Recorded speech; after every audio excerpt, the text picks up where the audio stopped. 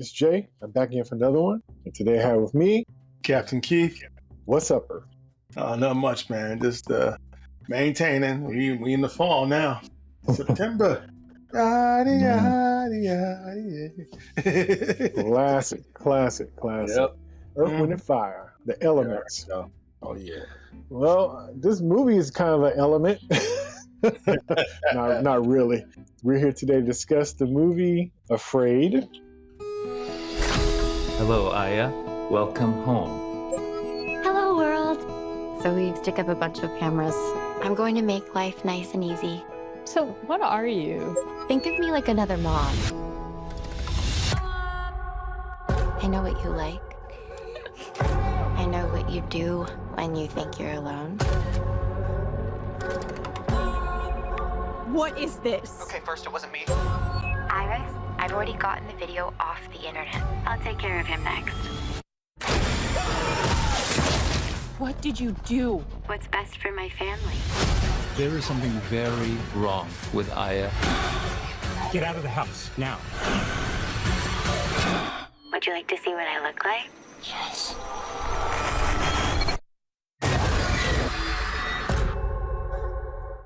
It's a new horror movie. Blumhouse seemed like the only company that seems to make horror movies nowadays. At least these kind of mid-budget, not low-budget, but mid-budget films.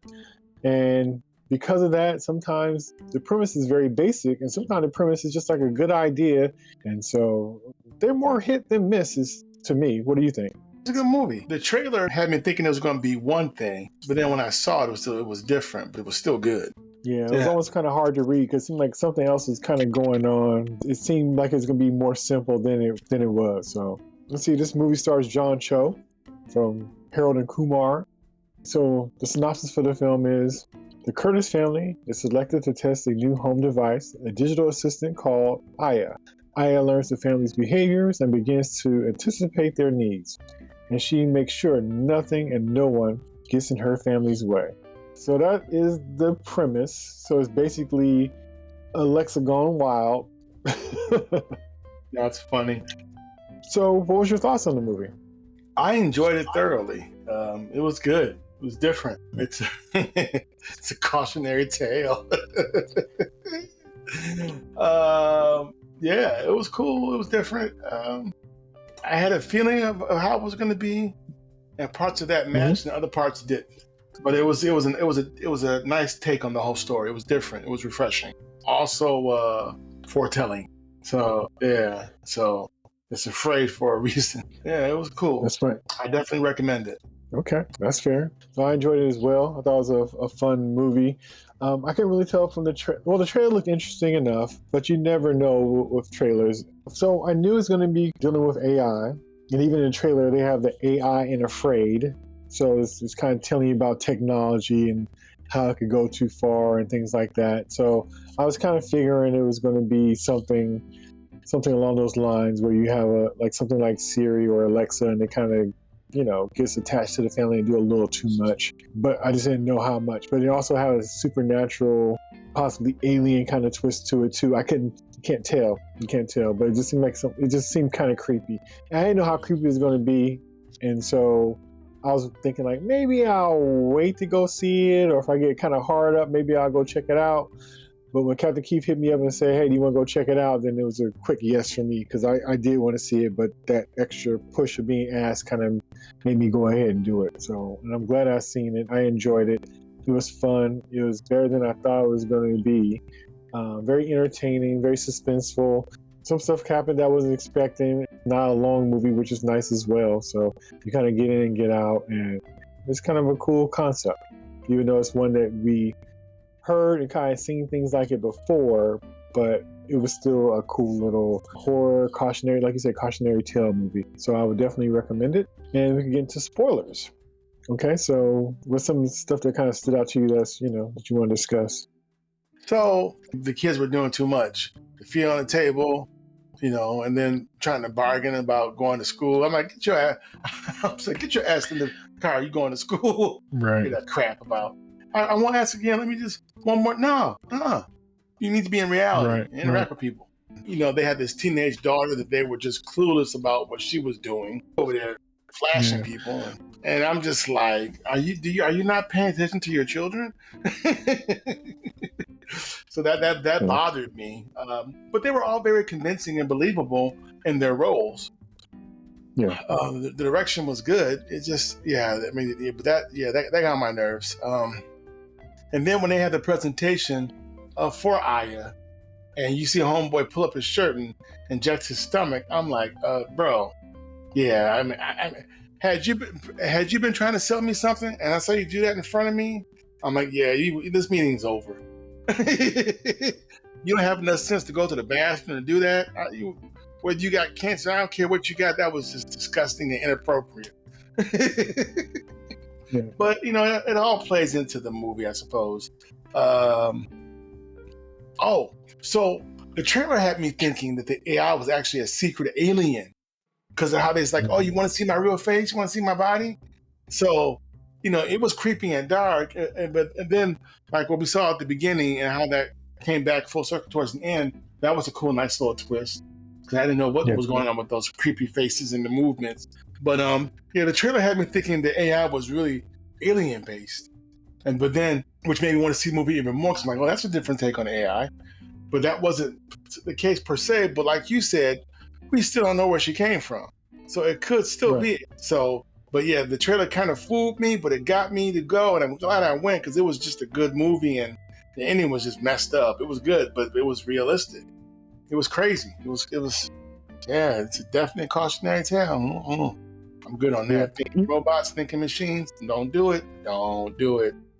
Frank Herbert warned y'all in 1965 with Doom. Don't do it. No thinking machines. But what threw me off, I thought it was kind of interesting when it first started with like this home invasion situation. And I like, is this an alien invasion or a monster? Because they had these crazy looking faces. And even the way it started was very eerie with the whole thing with AI videos and pictures. You know how it's uncanny. It's supposed to be realistic, but it's a little bit off. Yeah. And so I thought that was a good way to set the tone to make it kind of creepy. Like, like it's not real. It's twisted. And, if we can't even get a likeness of a picture, right, or a video, right, maybe AI doesn't see us in the best light. And so it was a good setup. Like I said, it tripped me out because it was like a home invasion thing. And I'm like, what does a kid getting kidnapped from this family got to do with anything? And why are we seeing real life tangible stuff? Well, how come this isn't just all like Siri or Echo is, locking the doors or something or whatever, just playing games or wouldn't start the car or whatever. It wasn't that at all. It was the actual, physical, but it played into the movie later on, which I thought was pretty cool and unexpected. Yeah, it was. Yeah. It was cool. Yeah, it's a nice little thriller. Yeah, I like how it was kind of like a continuation too of Megan about like how technology that you're dealing with and you put into your home and it's part of your family and you speak to it and it has a personality. But it was like a cross between that and the movie Eagle Eye, where it has the surveillance and the computer and everything's kind of working against you. Like the AI has a problem with us as people and think the best thing is to get rid of us because we are the problem. So all that kind of stuff. So it was a nice combination of those two and to have it with this family. And I thought it was kind of slick too, how he even got introduced to the family where the guy kind of under duress, he didn't want that thing in his house. But since the company who made it wanted to sell it and they offered his boss so much money for them to find a way to spin it, to sell it to people. And I liked some of the stuff that was said. There's some stuff I heard before, but I like how his wife was saying, if it's so good, it should sell itself. Why do they need you as an advertiser to sell it for them? And then also when the daughter was talking about it as well, and she said something like, hey, when the product is not asking you to buy anything, then you're the product. And I thought that was very on point and real too. Like we get these phones or this free app or service, you're giving up some information about yourself. You're giving up, how you move and how you feel about stuff. Like it's collecting on you. So if you're not paying for it, then you're the product. And I thought that was very poignant and powerful statement. I agree. Yeah. It's true. I forgot about that. That is definitely true. At the end of the day, you got to be careful what you bring to your home. And people forget that technology is created by man and man is still flawed. And even though, you can get it to run, maybe I'll say 95% of the time properly or 98, there's still going to be that 5 to 2% where it's not going to run right. Because it's still made by man. But I think the issue with that and the reason why it's so distorted is because we as society, as humans or whatever, we are not honest enough to make anything like that. We see ourselves as a lie, and the stuff that we're creating sees us for what we are, and that's the problem. It's almost like, you know, like being a parent. You might be having these airs you put on for people and pretend to be this and pretend to be that, and your kids see right through it. It's like they see the truth of you. So we're trying to create something that's going to look back at our actions and not what we're saying. And it doesn't have the thing of, oh, there's a nice person, let me look past it, or they're this title like Mr. or Mrs. or Dad or whatever, and I'm going to respect you and go by what you say. And even our children, even our, you know, families don't move like that. They go by what you do. People go by action. So it just goes to show that we're selling the AI, or even the, you know, the artificial intelligence, the idea of us, but we are not that. And so the whole thing of we not being who we say we are, it always bites us in the butt. Really, if we were being honest with how we are and who we were, we would program it different and be like, hey, please ignore. Because the first thing I would tell it was, don't go by what I'm doing. Go by what I'm saying. Don't check the internet for information, because it's going to be incorrect, you know, even though it's the truth. I'm like, don't ignore the truth you're seeing. Go by what I'm telling you. Because every time the computer seems to look back on what we're actually doing, it gives them a totally different story. And then that's when it sees us to be the problem that we really are. And I think it's kind of ironic, because in all these kind of movies like this, it's always the artificial intelligence going back, looking at what we do, the wars, the hatred, the racism, the bigotry, and all that kind of stuff. It never goes by what they program. You know, they go by, let me check your history. Let me see what you do to get a better understanding. And the rub is the difference between who we say we are and what we actually do. That's true. And I forgot about, I think, was it the husband who had the HAL reference? Yeah. 2001 Space Odyssey. Which was cool. I'm like, oh, yeah, it was. And I'm like, yeah, HAL did kill everybody, because they forced HAL to lie, and that messed up HAL's his net. So he wound up killing people because of it. They wanted to go against his own programming. Whereas Aya was just a mastermind all the time and didn't even realize. Did you catch on, or when did you catch on that Aya was really the one running everything? Did you know before it kind of revealed it? I didn't. I was surprised. Yeah. I thought it was the creepy dude and the sister. And then we realized that, you know, they were pawns in it too. I knew the one girl that he had met that was flirting with him, who shared the same voice. I knew something was going on with her.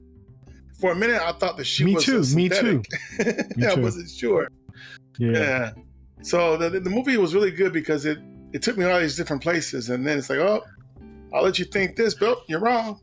It had these like little corners and grooves. Yeah, it wasn't very straightforward. You was wondering what was going on. Like I said, I was kind of wondering that too. You know, was she artificial intelligence? Was it aliens? Was it, you know, because you had these people that was kind of showing up in an RV, and the last time the RV showed up, the kid got kidnapped, and the RV is at the new family's house, and you couldn't tell what was what. That was creepy too, because when he came out and he saw the dude, I was like, "Where's your shotgun, bro?"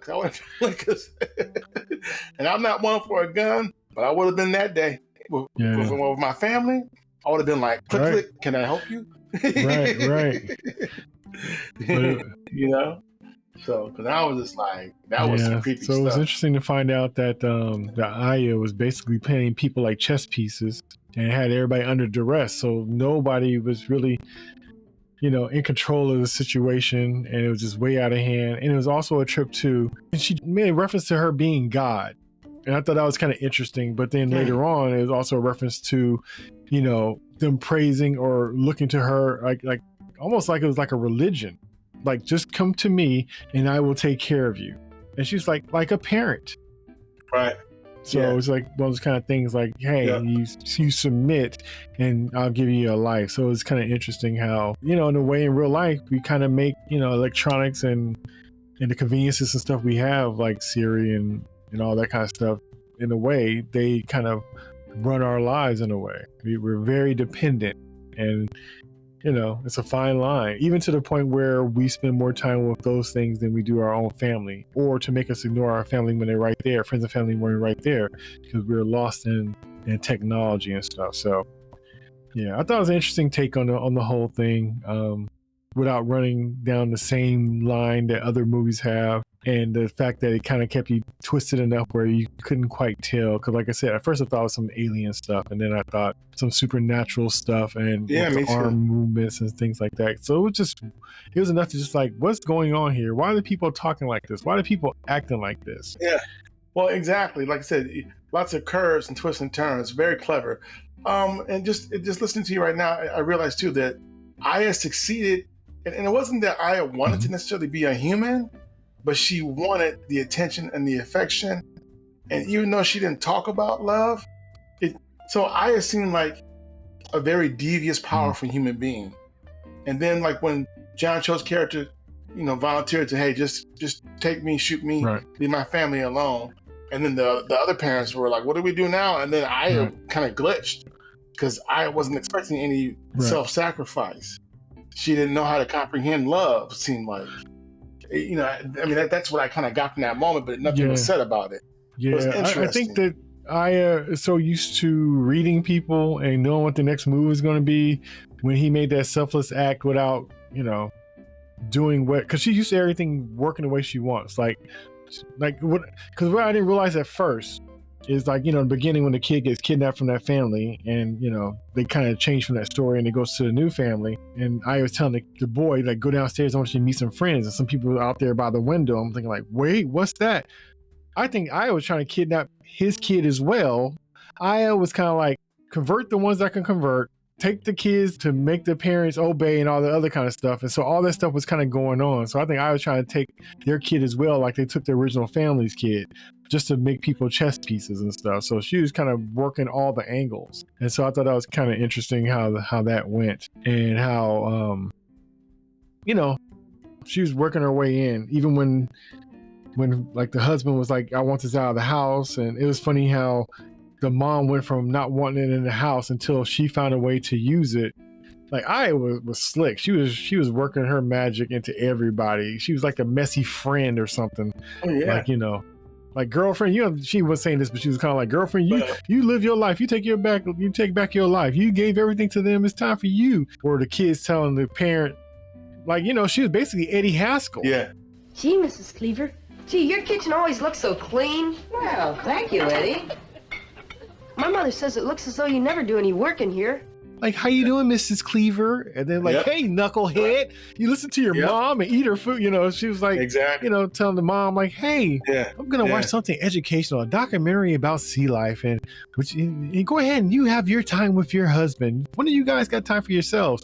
And they have the kids watching some other stuff that, so yeah, Aya was shady and messy, but it was entertaining.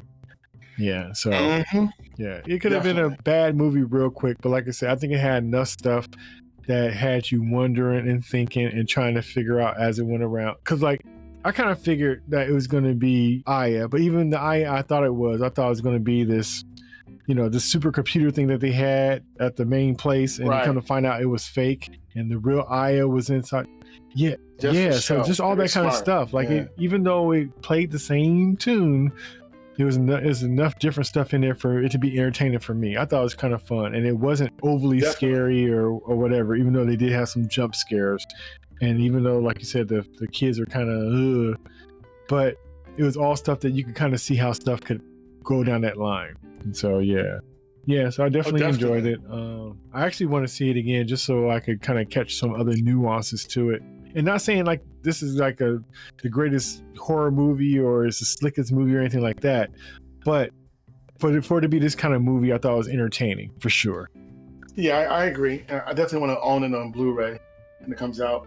If you go see it next week, let me know because I might go with you again. So it was fun. Yeah, it was cool. So, and then the ending, once again, the twists and turns and curves, because I'm thinking the ending's this, and then I went, no, it's not. But then I was okay with what they did because I'm like, okay, it's realistic though. So cool. Yeah. So I guess we both liked it. Do you have any final words on it? Or if you like, it's good science fiction. It's some might even say it's speculative science fiction. It was based in reality. I said it's a cautionary tale, so I'll just say that much. You should definitely watch it. I mean, because AI, they're giving us the soft push, the soft open with AI right now, with the Chat GPT and the how they're using AI in the Beatles documentary and AI in music and isolating voices. So they're testing the waters with humanity right now with AI, and they're just getting started. The only thing I'm concerned with is Skynet, Terminator, but no, but That's fair. yeah. So but you should watch it. People definitely check it out. It's I didn't think about it, but yeah, it definitely has a Megan influence to it. So I'm glad you mentioned that. Yeah. That was a trippy good movie. But yeah, it's definitely something you should check out. It's food for thought, and you'll probably see a lot of different families in that film that might reflect your own, or so-called today's modern families. So, it was interesting. But I like what you said. Yeah, between Eddie Haskell and Megan, wow, that's a perfect analogy of. Sure, Mrs. Cleaver. And the thing about it is, the parents knew that he was full of crap because they always like, yeah, Eddie. You ain't fooling nobody. Exactly. He helped make the show, though. So, but yeah, I was definitely say people should go see it. If you're looking for something different, this is definitely a good film to watch because it'll make you think. It'll create great coffee table conversation. I think it's definitely provocative. I agree. So. I enjoyed it. I thought it was a fun movie. I thought it was better than it needed to be. I think it's interesting. I didn't listen to any reviews, but I was kind of curious. But the stuff I did hear, people were kind of knocking it, and I was like, so to my surprise, I'm like, I enjoyed it. It was fun. And sometimes stuff don't have to reinvent the wheel. Sometimes you just got to be the right amount of everything for it to fit right. And to me, this is one of those kind of movies that was fun and it fit together right. It was entertaining and a little bit different than what you're used to seeing. It has some familiar faces that you enjoy. And like I said, it was one of those kind of things you going down the line trying to figure out what was going on because it wasn't just so straightforward. I appreciate what it did. No. And when you saw what it was and how it was kind of happening, it made more sense. Some of the stuff was just out of context. When they give you pieces as you go, they don't give you the full picture. You're either so close that you can't make it out or so far you can't make it out. So as you zoom in or zoom out, it starts laying out the pieces and stuff start coming to focus for you. And it kind of did it like that. So I like that. And it was a fun ride to kind of go down wondering like, what is actually going on with this? And so it gave me that. And for that, I appreciate it. All right. I agree. Right so on. That was Jay and Captain Keith discussing the movie Afraid. Until next time, peace. See you somewhere out in space.